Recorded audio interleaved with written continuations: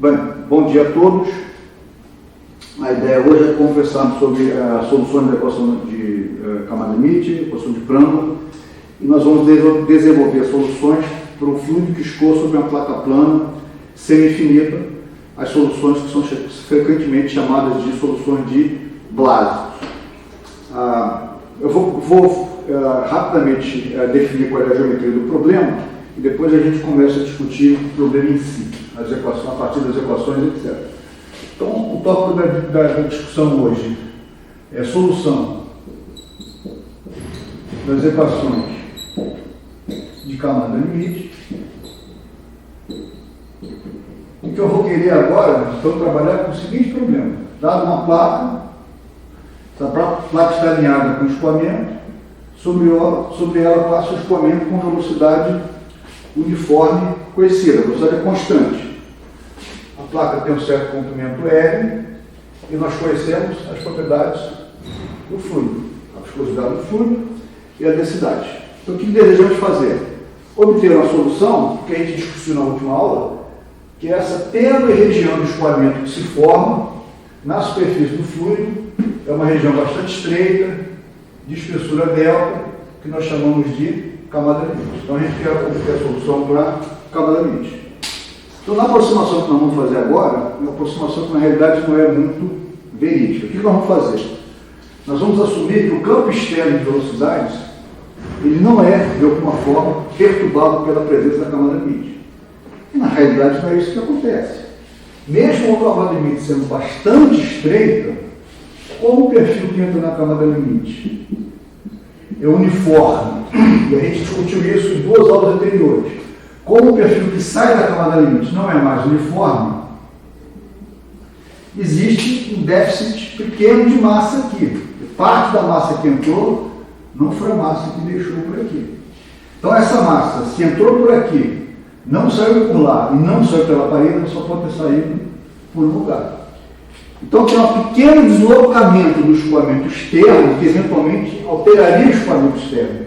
Mas numa primeira aproximação isso será desprezado. Nós vamos considerar que numa primeira aproximação o escoamento externo ele é constante. E a partir disso, a partir das equações de camada limite, nós vamos desenvolver uma solução para o escoamento que passa na placa. Então, como é que ficaram as equações de camada limite que nós vimos na última aula? Então, continuidade, du dx mais dv dy igual a zero.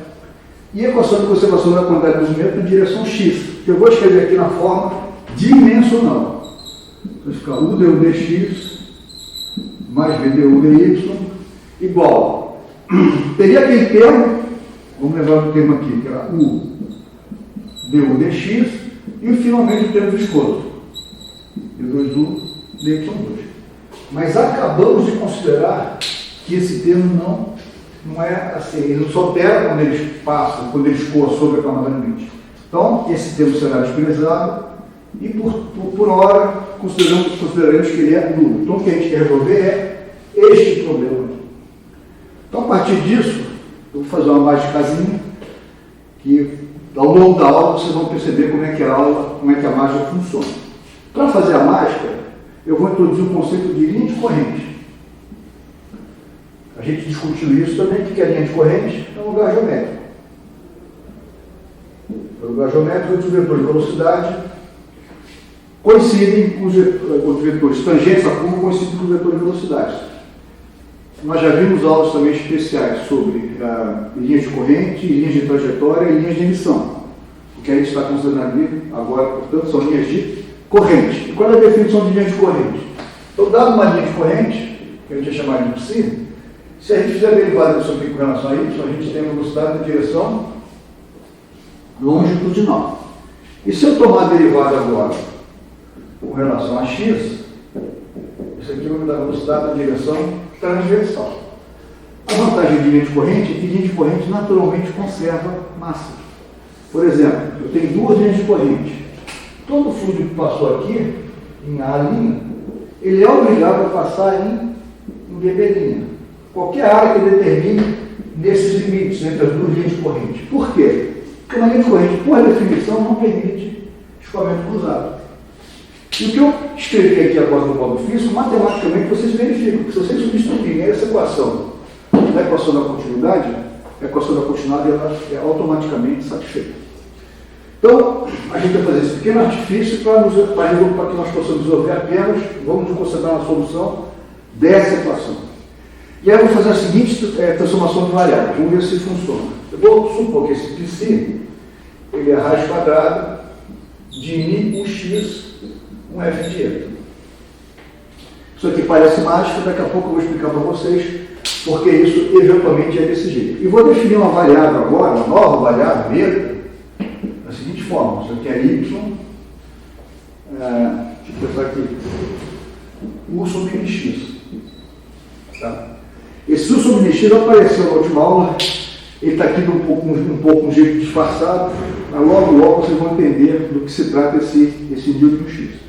E agora, se eu chamar essa equação de 1, o que eu vou tentar fazer? Eu vou pegar as equações 2 e 3 e vou lá substituir em 1. Então, o que eu vou fazer? Vamos começar, por exemplo, eu tenho agora que estimar quem é U. O que é U? U é simplesmente meu dψ y. Como é que eu vou fazer essa conta agora? Então, olhando para cá, o dψ é isso aqui. Então, dψ dy vai ser derivada disso daqui, dψ deta, deta dy. Então, isso aqui vai virar dψ deta, vai ficar raiz de μx, a derivada de f, vou botar um livro para dizer que é a derivada de eta, deta dy. Deta dy é a raiz de u sobre nx. Então, isso aqui vai dar u vezes f' de eta. Daqui a pouco a gente vai entender exatamente o papel do f'. Eu posso, agora que eu já calculei u, a gente tem que verificar eventualmente quem é v. O que é o v? V está aqui. Menos dψ dx. Então dá menos d dx disso daqui, ó. Raiz de μx f de eta.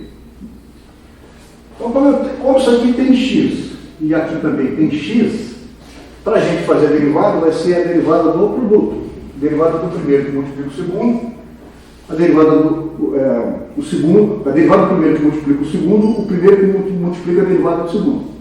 Então, essa conta vai ficar da seguinte forma. Então, vai ficar menos, vamos fazer a derivada do primeiro. Isso aqui vai ficar meio de 1 sobre x, raiz de μx. Salvo engano. Tá? Então, a derivada do primeiro que multiplica o segundo, mais o primeiro, raiz de μx, que vezes a derivada do segundo. Tá? Só que df dx, de novo, isso aqui vai ser df deta dx. Tá? Então, isso aqui vai ficar menos 1 sobre 2x, raiz de μx, f. Então, deta dx é isso aqui. Vai dar menos meio,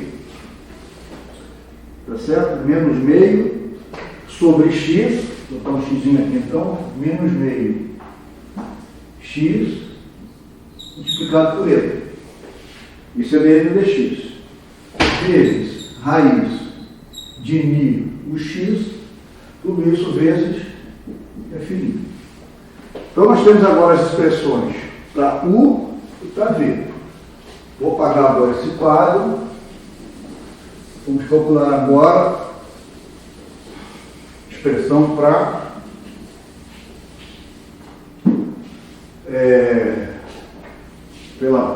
estava aqui, deixa eu só fazer um lembretezinho para a gente calcular. O que a gente tem que calcular? Apaguei, então isso aqui é U deu dx mais V deu dy igual a I deu 2U dy2. Então, o U a gente já temos o V, vamos calcular agora du dx.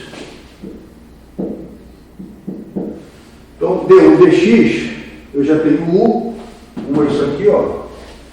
Então, isso é d dx de U f' de eta. Então, isso aqui vai ser U df' de eta dx.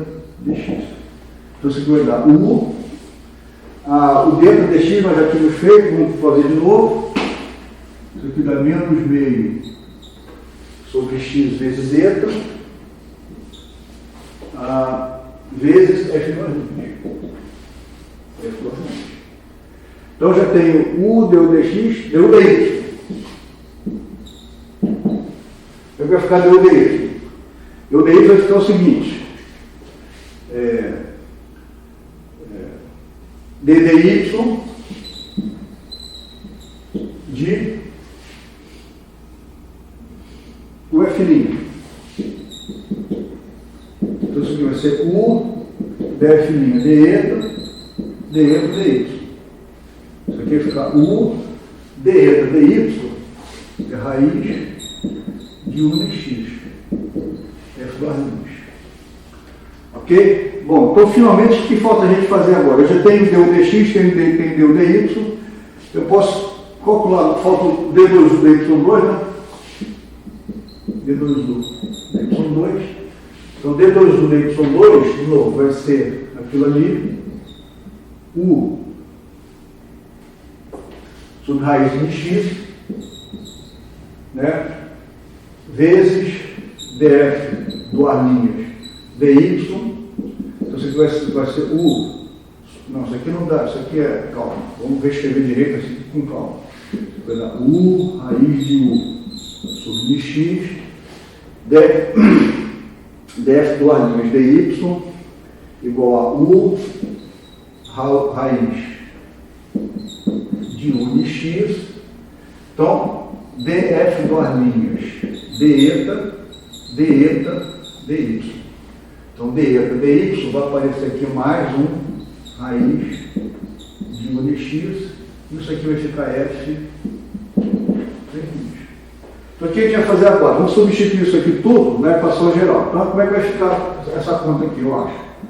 Vai ficar U2, 1 sobre 2x, multiplicado por eta, f barrinhas, menos meio de U2 sobre x,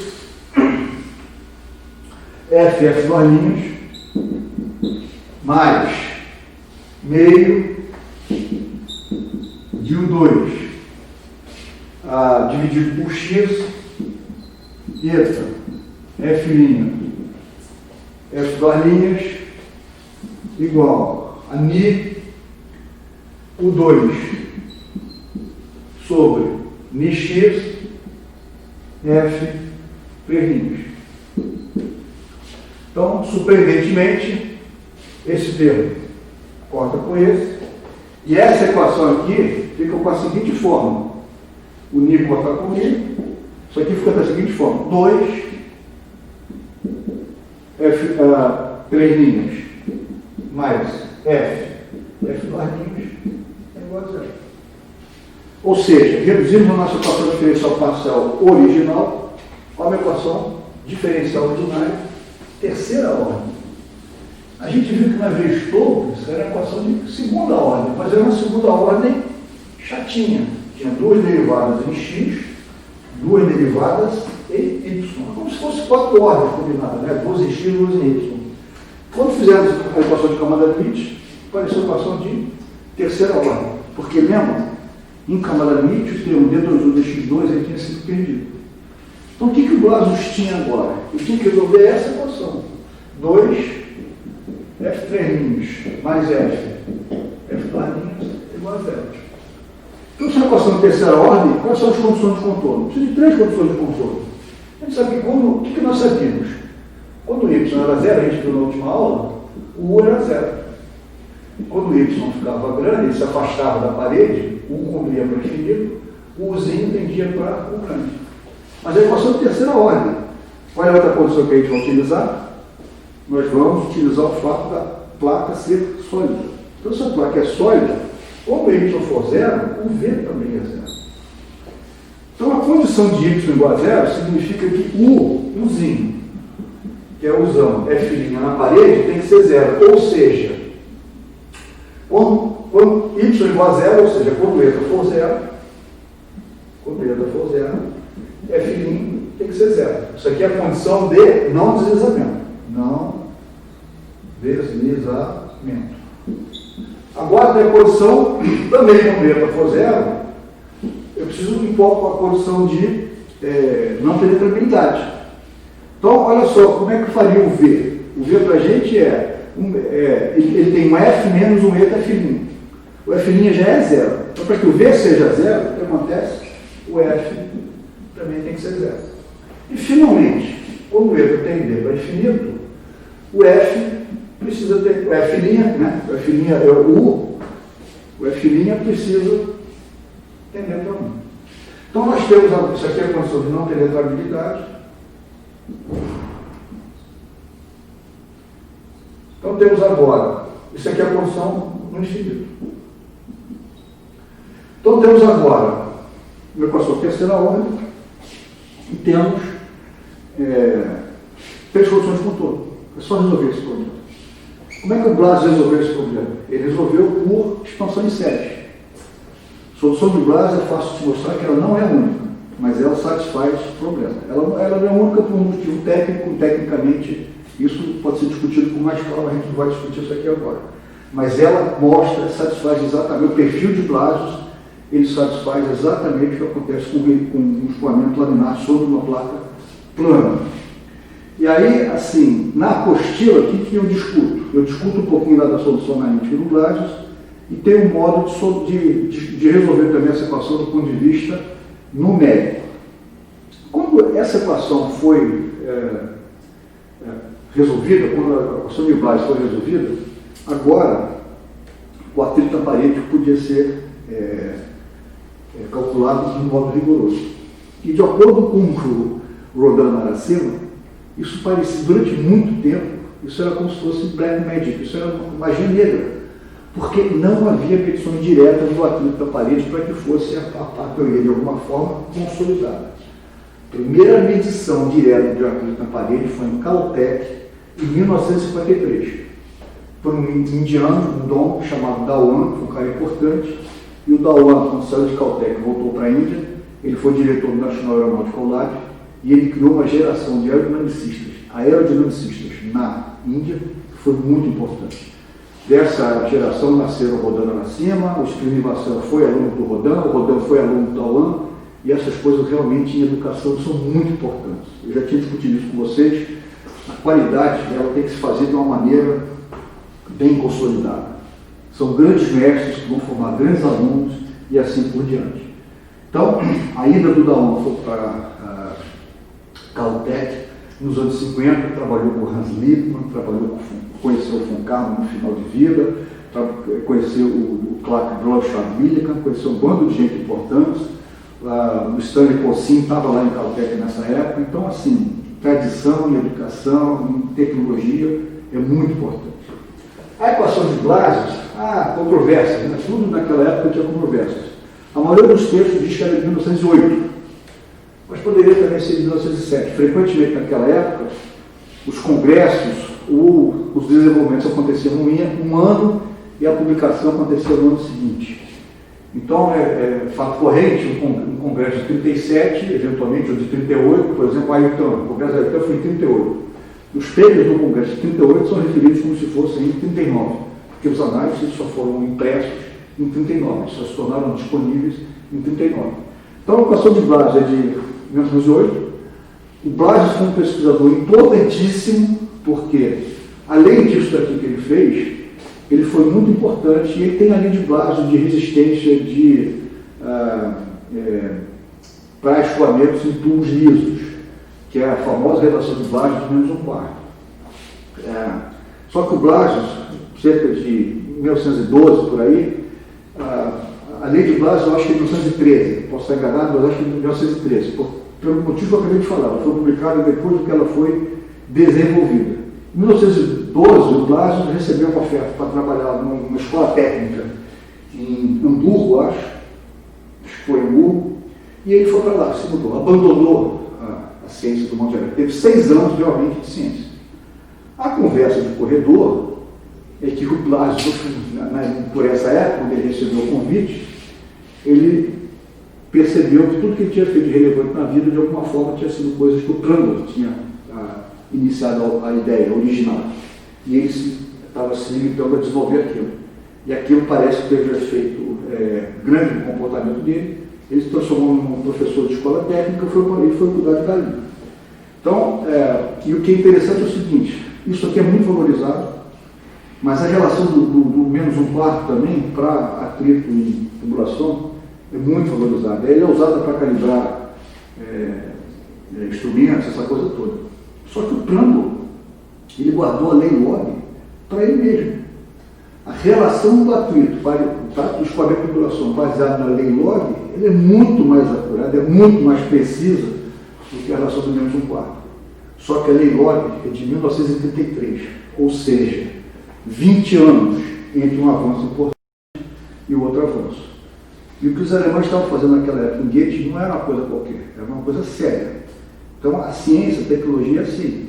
Às vezes, para ter um progresso importante, são necessários 20 anos, é necessário muito investimento, é necessário muito trabalho sério.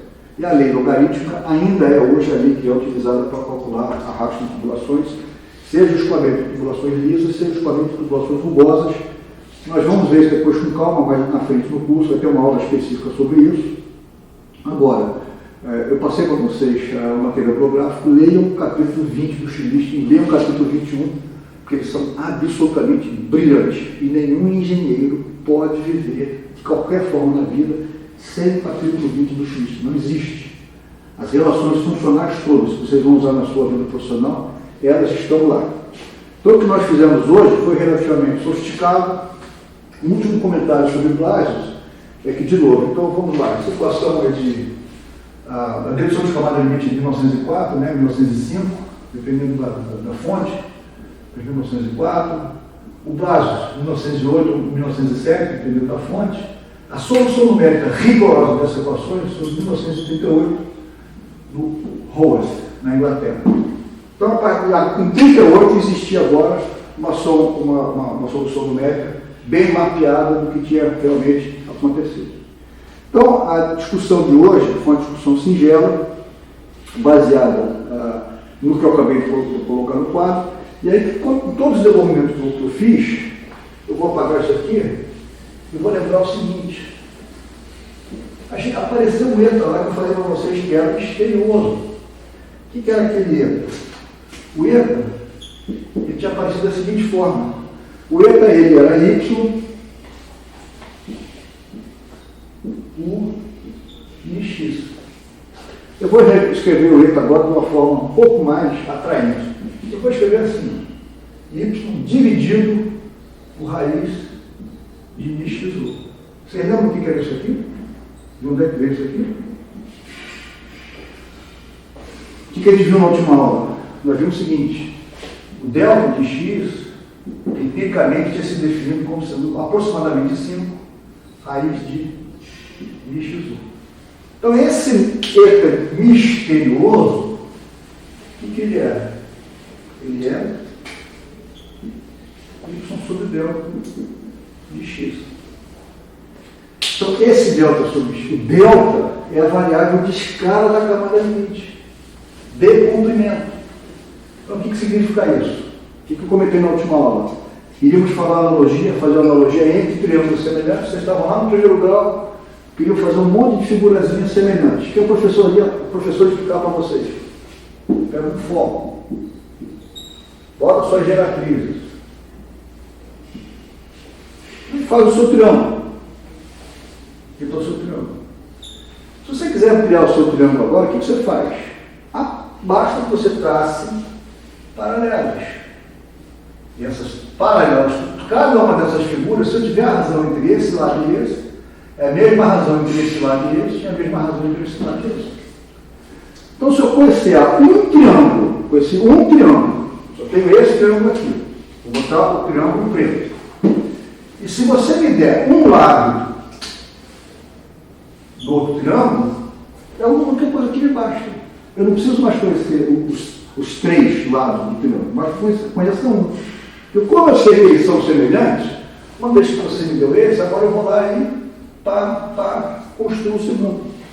Então, camada limite é exatamente isso. O que é o seu camada limite? Camada limite é uma entidade bidimensional. Lembra? Está aqui X, está aqui Y, está aqui a camada limite. Ela vai ficando mais espessa. Se ela vai ficando mais espessa, o perfil dela ao longo da direção X, ele vai variando. Só que eles estão variando por um fator de escala. O fator de escala é exatamente... Ou seja, se eu tiver o delta aqui nessa posição, tiver o delta de x1, tiver o delta de x2, com esse perfil eu reconstruo aqui. Então isso significa o seguinte, eu consigo agora, se eu normalizar direitinho os perfis, todos eles se colapsam em um. E como que isso se expressou nas equações de movimento?